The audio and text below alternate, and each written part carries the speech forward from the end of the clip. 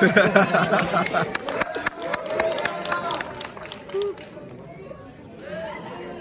político.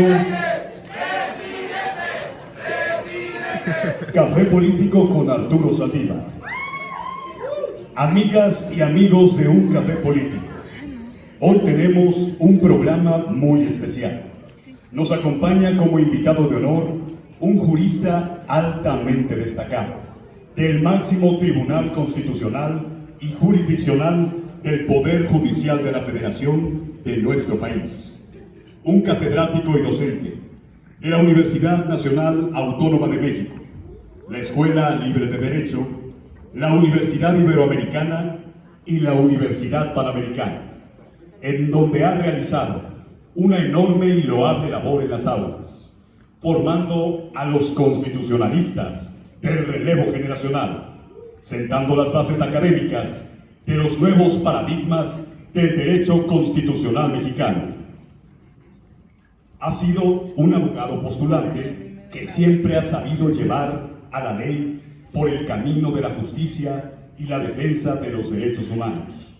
Un doctor en Derecho que ha sembrado las bases teóricas y prácticas para alcanzar la anhelada justicia en un sistema de leyes y contrapesos institucionales, siempre pensando en beneficio de la sociedad. Un doctor que ha trabajado incansablemente para lograr proyectos innovadores y consolidar el nuevo andamiaje jurídico. Tal es el caso de su incidencia sobre temas de matrimonio igualitario, la despenalización del aborto, la protección y salvaguarda de los derechos de las niñas y los niños, y un fiel promotor y redactor de la Ley de Amparo, lo que lo convirtió en un defensor y promotor del debido proceso. Pero además, un ser humano sensible y noble, un teólogo de la liberación, un gran maestro de vida y un profesional del derecho que ha incursionado también como un influencer de las redes sociales.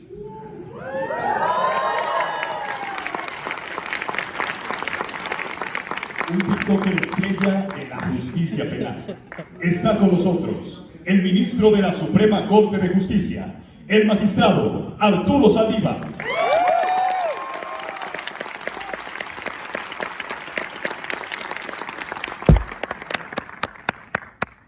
Querido ministro Arturo Saldívar, qué honor que nos esté acompañando aquí en una nueva emisión de Café Político y en esta vez en un nuevo formato aquí en la Cámara de Diputados con el relevo generacional. Tanto lo aclamaban, ministro, que ya está aquí con nosotros. Muchas gracias de todo corazón.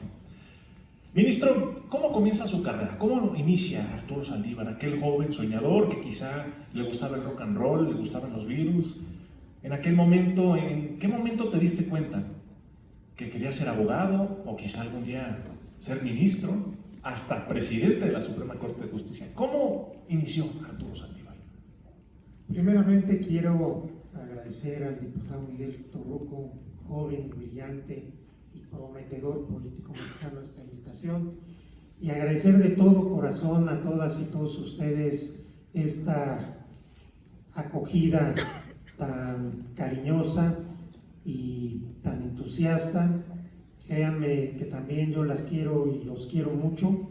Creo que ustedes, las jóvenes y los jóvenes de México, no solo son nuestro futuro, sino son ya nuestro presente. Gracias por estar aquí y espero que esta reunión les resulte de alguna utilidad. Yo, como ya se dijo aquí, soy de Querétaro. Nací y crecí en una familia clase media, tradicional, y estudié con los hermanos maristas, una escuela religiosa pero liberal, donde los hermanos de ese momento eran muy cercanos a un movimiento teológico dentro de la Iglesia Católica, los años 60, 70, que se llamaba la teología de la liberación. La teología de la liberación implicaba entender el Evangelio como una opción preferencial por los pobres.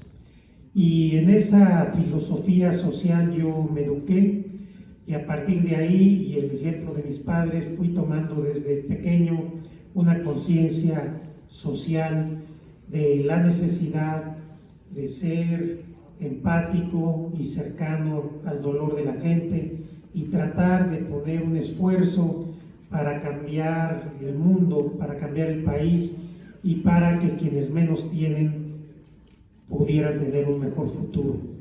La verdad es que no siempre pensé ser abogado, dudé entre dos carreras, la medicina o el derecho, porque realmente las dos carreras tienen como centro al ser humano desde perspectivas distintas. Afortunadamente estudié derecho porque creo que no hubiera sido muy buen médico, no es el ambiente en donde me siento más cómodo dentro de un hospital y con inyecciones y cosas de esas, y en cambio el derecho me apasionó desde el principio. Al inicio, mientras estudiaba mi carrera, yo nunca pensé que iba a ser ministro de la Corte.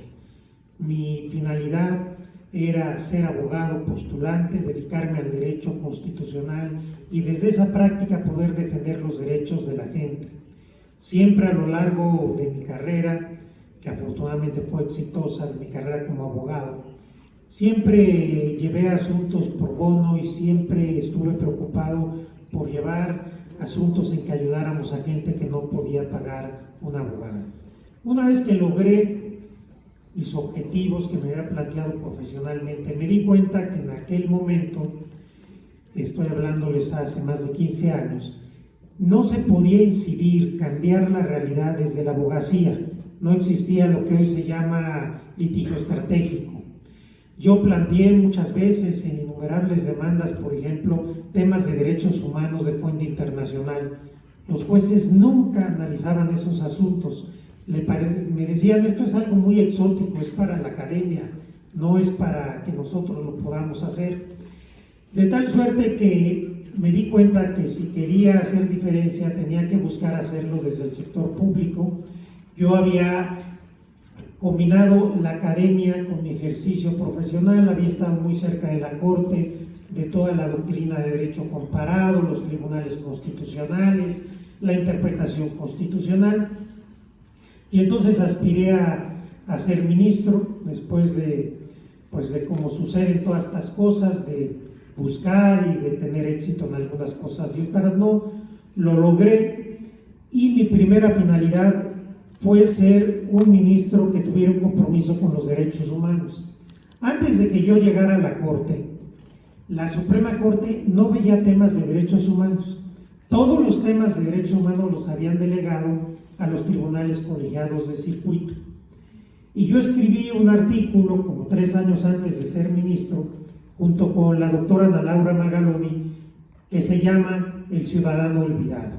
Y en ese artículo decíamos que la Corte tenía que emprender una agenda de protección de derechos humanos.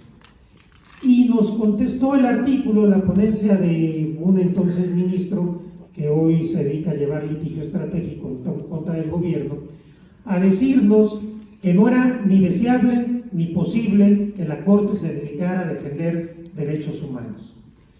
Y tan era deseable y posible que desde que yo entré empecé a impulsar esta agenda, y entonces se dio un cambio radical de 180 grados y tenemos ya muchos años en la Corte teniendo como agenda principal la defensa de los derechos humanos.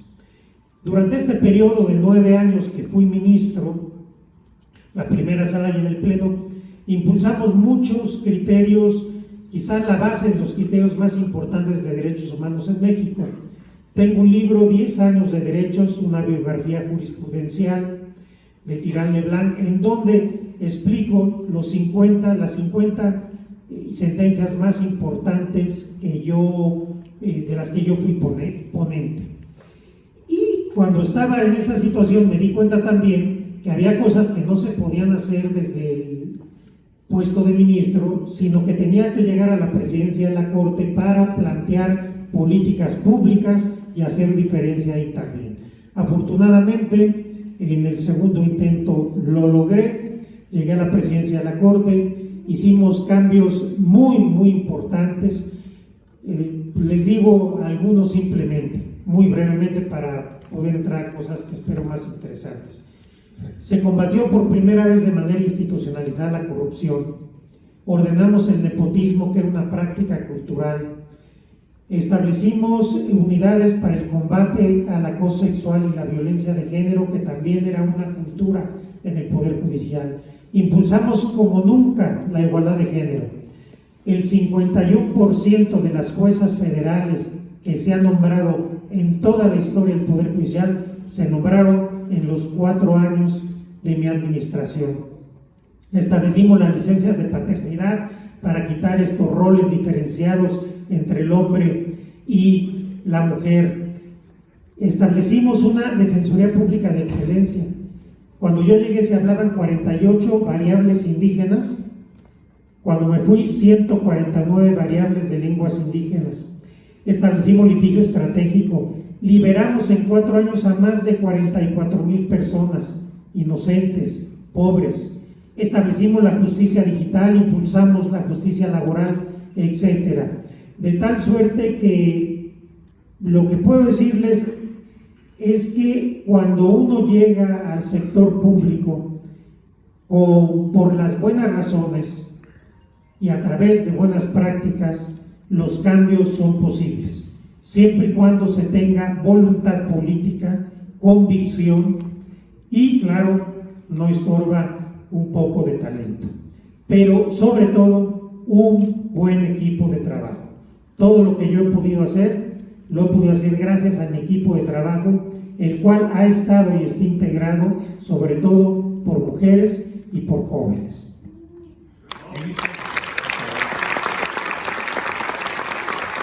Así tal cual hemos visto, señor ministro Arturo Saldívar, es un jurista muy progresista.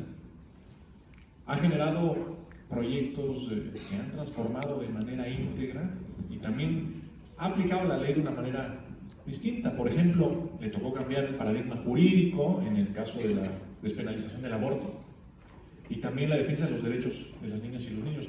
¿Por qué crees que existe en ti esta revolución jurídica? ¿Por qué sientes que Arturo Saldívar es un ministro progresista? ¿Es progresista el ministro Saldívar?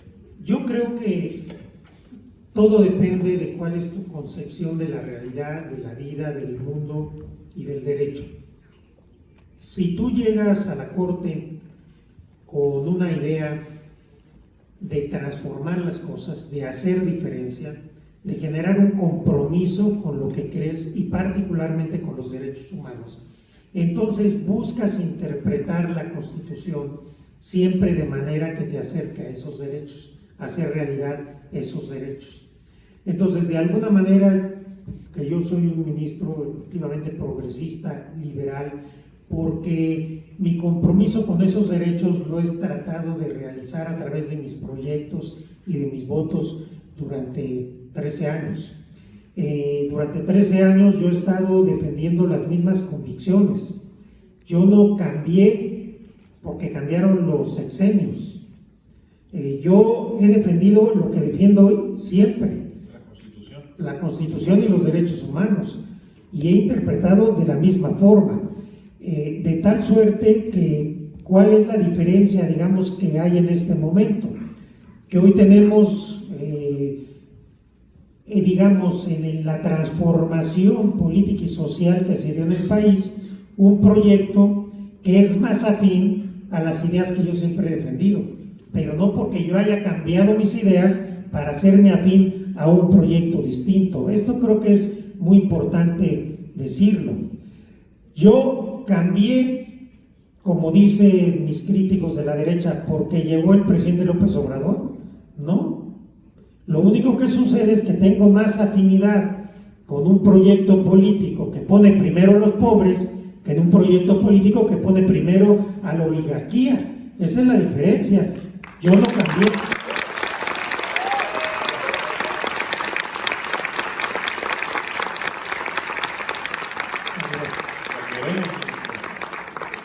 Tu labor no ha sido nada fácil como ministro de la Corte. Quizá muchas personas no lo saben, y ojo aquí, pero has tenido que enfrentarte al poder fáctico. Incluso tuviste un encontronazo con el espurio de Felipe Calderón, a pesar de que él te propuso como ministro de la Corte. Después, sufriste represión selectiva por parte del Estado mexicano. Qué grave eso. Persecución del Estado mexicano. Incluso fuiste intimidado por García Luna y todo el aparato de seguridad del Estado mexicano. ¿Por qué pasó esto y qué sentimiento te dejó esta experiencia tan dura para cualquier ciudadano, pero tan grave para un integrante de la Suprema Corte de Justicia? Lo primero que debo decirles es que hoy ustedes leen, seguramente, escuchan, que se dice, qué barbaridad, no se respeta la división de poderes, no se respeta el Estado de Derecho, estamos en una dictadura, el presidente no está respetando a los ministros porque habla mal de nosotros en la mañanera. Todos ustedes lo han leído y escuchado. Pero hay una enorme hipocresía, porque una de las personas que repite esto todos los días es el presidente Felipe Calderón, que nunca respetó el Estado de Derecho y que se constituyó como un defensor de lo que yo he llamado el crimen institucionalizado. Yo llego a la Corte y tengo dos asuntos en donde se da este encontronazo que refería Miguel. El primero es el asunto de la guardería ABC. Les recuerdo, les cuento, porque la mayoría de ustedes son muy jóvenes. Teníamos una facultad en la Corte, en el artículo 97 de la Constitución, para investigar violaciones graves a derechos humanos. Después del asunto de la guardería ABC, esta facultad se quitó a la Corte. Cuando había algún tema donde se violaban derechos humanos de manera grave, la Corte hacía una investigación, un ponente presentaba un proyecto de dictamen y en ese dictamen, que no tenía vinculación jurídica, pero tenía un peso político y moral, la Corte podía determinar si hubo violaciones o no a derechos humanos y quiénes eran responsables de esas violaciones. En el caso de la guardería ABC, murieron 49 niños, casi todos bebés, 25 niñas, 24 niños y más de 100 quedaron con lesiones muy graves. Cuando llego a la Corte se me asigna a ser ponente de ese asunto y me doy cuenta que lo que había en todo el sistema de guarderías del IMSS de México era un desorden generalizado. La Facultad de Ingeniería de la UNAM dijo que había un desorden generalizado, es decir, que tal como se estaban haciendo las cosas en ese momento, esto podía haber ocurrido en cualquier lado porque no había orden. La guardería la guardería ABC estaba compartiendo una bodega con una bodega de papel, un depósito de papel, donde había toneladas de papel. Era la misma bodega separada simplemente con tabla roca, enfrente de una gasolinera, junto a una vulcanizadora, sin salidas de emergencia.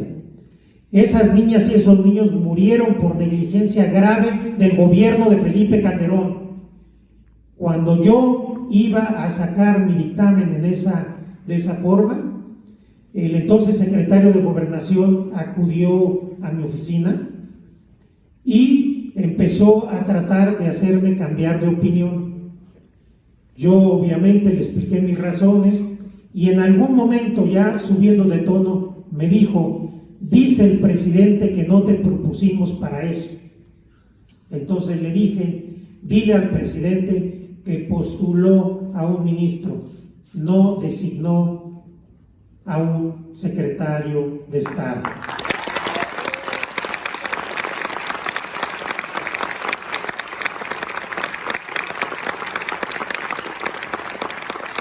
Y le dije: dile al presidente que yo no soy su empleado y que yo no voy a llevar en mi conciencia la muerte de 49 niños. Cuando sale el proyecto, empieza una labor impresionante mediática para denostar mi proyecto, para poner casi en duda hasta mi salud mental. Los 15 días previos a que se votara el asunto, cuando ya se conocía el proyecto, la Corte estaba inundada de servidores públicos del Ejecutivo Federal. Estaban todos los secretarios de Estado, todos, iban y venían. La Corte, que entonces todos los ministros, salvo yo, se iban a las 3 de la tarde, eran las 11 de la noche y seguía trabajando. Hubo dos compañeros míos que en la sesión del Pleno leyeron los memoranda que nos habían llevado las autoridades. Eso leyeron como su postulación. Vean esas sesiones, fueron 3 días seguidos, mañana y tarde. Esa Corte independiente avaló la impunidad. Solo la ministra Sánchez Cordero, el ministro Juan Silva Mesa y yo votamos porque se señalara a los responsables de la muerte de esas niñas y de esos niños. Ese fue, digamos, el primer rompimiento. Pero las cosas fueron a más cuando me toca ser ponente en el caso de Florence Cassé. Seguramente ustedes ya a estas alturas conocen ese montaje que se realizó de 2 personas que fueron detenidas un día antes en otro lugar y luego simularon que estaban rescatando a unas personas secuestradas. Ahí, cuando yo iba a empezar a elaborar el proyecto, empezaron a haber amenazas todos los días a mi oficina, señalando detalles personales, etcétera. Y ya muy próximo a que se fuera ya a votar el proyecto, en alguna ocasión un domingo con mi familia, de repente nos rodean 3 camionetas de la Policía Federal, se bajan como 10 elementos con armas largas, cortan cartucho y se quedan entre 5 y 10 minutos rodeando la camioneta sin decir nada. Yo iba con mi familia, con mi esposa, con nuestros hijos, y verdaderamente pues era un mensaje muy claro. A pesar de eso, sacamos el proyecto, y cuando el proyecto se iba a votar por primera vez, se logró por parte del presidente Calderón que solo la ministra Sánchez Cordero y yo de la primera sala, votáramos a favor. Los otros ministros votaron en contra y se tuvo que retornar el asunto. En ese momento yo le dije a Olga, espérate para presentar tu proyecto cuando ya se vaya el presidente Calderón. No va a haber condiciones para que la Corte lo avale en este momento. Así lo hace Olga y ella presenta un amparo para efectos, es decir, un amparo para que se repusiera el procedimiento. Este proyecto no tiene mayoría y se retoma al final mi proyecto, que se había votado en contra la primera vez, y ese proyecto en donde yo hablo del efecto corruptor es el que se aprueba y por primera vez se consolida el debido proceso. Pero entre que se aprobaba y no se aprobaba el segundo proyecto, hubo otro incidente. Se metieron a mi casa, estando yo con mi esposa, nosotros estábamos dormidos arriba. Se metieron, se robaron solamente mi computadora, mi laptop, todas mis USB, mi disco duro de respaldo, toda mi información. Eran 2 mensajes. Primero iban a buscar si me encontraban algo. Yo sabía que no me preocupaba. Se llevaron muchas cosas personales, de información sentimental, por ejemplo, todas las cartas de mi madre, las fotos que tenía con ella, que es realmente lo único que me dolió, y mandar el mensaje que nos pudieron haber matado. Ese mismo día yo informo al entonces presidente de la Corte, Juan Silva Mesa, y al día siguiente informo a todo el Pleno de la Corte. Les digo que responsabilizo a Calderón y a García Luna de mi seguridad y la de mi familia, que no voy a salir a los medios porque voy a generar una crisis institucional. Así trataban en ese sexenio un ministro en funciones. Esto nunca había pasado y espero que nunca vuelva a pasar. ¿Con qué cara hablan de respeto al Estado de Derecho? ¿Con qué cara dicen ahora que hay una dictadura? O que no se respeta a los ministros y a las ministras y a las juezas. Una cosa es criticar nuestro actuar, que además somos sujetos a la crítica, y otra cosa es intimidar, amenazar y cometer delitos que afectan la privacidad de la vida personal de un ministro en funciones de la Corte. Esto me parece gravísimo, pero esto es lo que sucedía en el sexenio de Felipe Calderón.